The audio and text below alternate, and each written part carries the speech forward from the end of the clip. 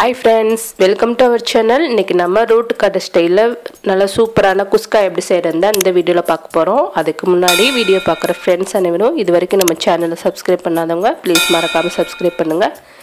இப்போ எப்படி செய்யலாம்னு பார்க்கலாம். ஃபர்ஸ்ட் ஒரு குக்கர்ல 50 ml ரீஃபைண்ட் ஆயில் சேர்த்துக்கலாம்.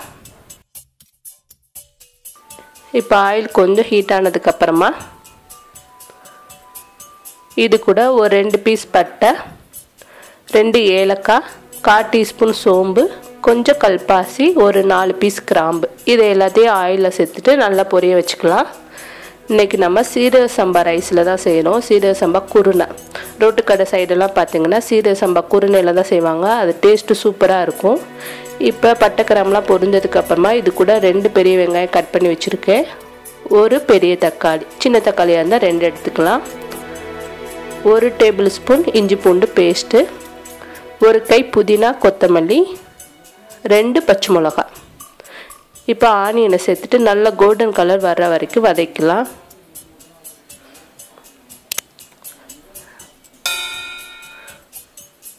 ரோட்டு கடை சைடெல்லாம் பார்த்தீங்கன்னா சீரக சம்பா kurunaiல செய்வாங்க. அது பார்த்தீங்கன்னா அரிசி நல்லா பொடிசாவும் நல்லா உதிரி உதிரியாகவும் இருக்கும். இன்னைக்கு அதே ஸ்டைலில் எப்படி செய்யறதுன்னு அந்த வீடியோவில் பார்க்குறோம். இப்போ கொஞ்சம் நல்லா வதங்கினதுக்கு அப்புறமா இது கூட நம்ம எடுத்து வச்சிருந்த ஒரு தக்காளியை கட் பண்ணி சேர்த்துக்கலாம். 1 டேபிள்ஸ்பூன் இஞ்சி பூண்டு பேஸ்ட். எப்பவுமே குஸ்கா பிரியாணி செஞ்சீங்கன்னா இஞ்சி பூண்டு வந்து ஃப்ரெஷ்ஷாக அரைச்சி சேர்த்திங்கன்னா அதோட டேஸ்ட் சூப்பராக இருக்கும். நல்ல ஃப்ளேவராகவும் இருக்கும். இப்போ இது ரெண்டையும் கொஞ்சம் நேரம் வதக்கலாம். இப்போ நல்லா வதக்கியாச்சு. இது கூட எடுத்து வச்சிருந்த ஒரு கை புதினா கொத்தமல்லி சேர்த்துக்கலாம்.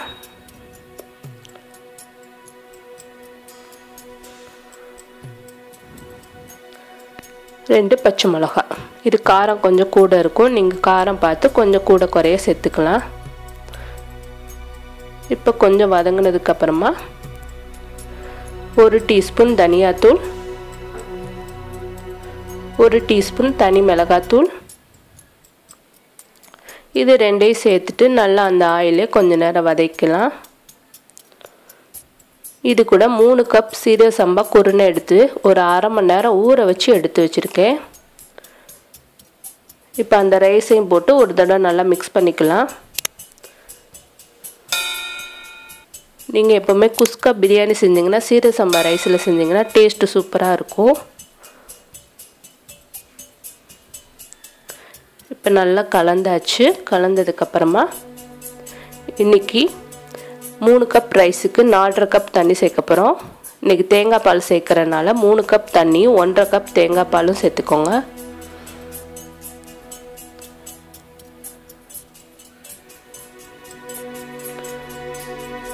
இப்போ 3 கப் தண்ணி சேர்த்தாச்சு. அடுத்து 1.5 கப் தேங்காய் பால். தேங்காய் பால் நம்ம கெட்டியாக இருக்கணும்னு அவசியம் இல்லை. ஓரளவுக்கு கொஞ்சம் தண்ணியாக இருந்தாலே போதும். தேங்காய் பால் சேர்க்கும்போது குஸ்காவோட ஃப்ளேவரும் டேஸ்ட்டும் சூப்பராக இருக்கும். இப்போ மொத்தம் 4.5 கப் தண்ணி சேர்த்தாச்சு. தண்ணியும் தேங்காய் பாலும் கலந்து சேர்த்தாச்சு.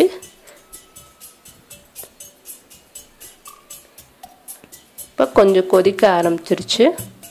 இது கூட குஸ்காவுக்கு தேவையான அளவுக்கு கல்லுப்பு.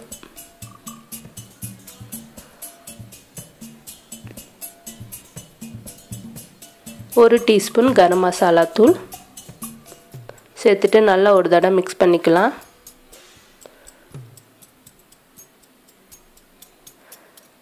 நல்லா மிக்ஸ் பண்ணிவிட்டு ஒரு 2 நிமிஷம் கொதிச்சதுக்கப்புறம் நம்ம மூடி போட்டு மூடி வைக்க போகிறோம். இப்போ ஏர் வந்தோடனே நம்ம வெயிட் போட்டுடலாம். வெயிட் போட்டு 10 நிமிஷம் அடுப்பை சிம்மில் வச்சு வேக வைக்க போகிறோம். இல்லை அப்படின்னா ஒரு விசிலும் 5 நிமிஷம் அடுப்பை சிம்மில் வச்சு வேக வச்சுக்கோங்க. இப்போ பார்த்திங்கன்னா நல்லா நம்மளோட குஸ்கா ரெடி ஆயிடுச்சு.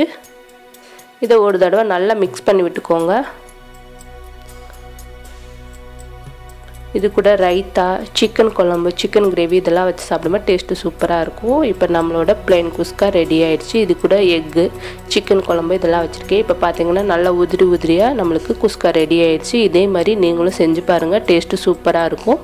பிடிச்சிருந்தா லைக் பண்ணுங்கள், ஷேர் பண்ணுங்கள், மறக்காமல் நம்மளோட சேனலுக்கு சப்ஸ்கிரைப் பண்ணுங்கள். தேங்க்யூ.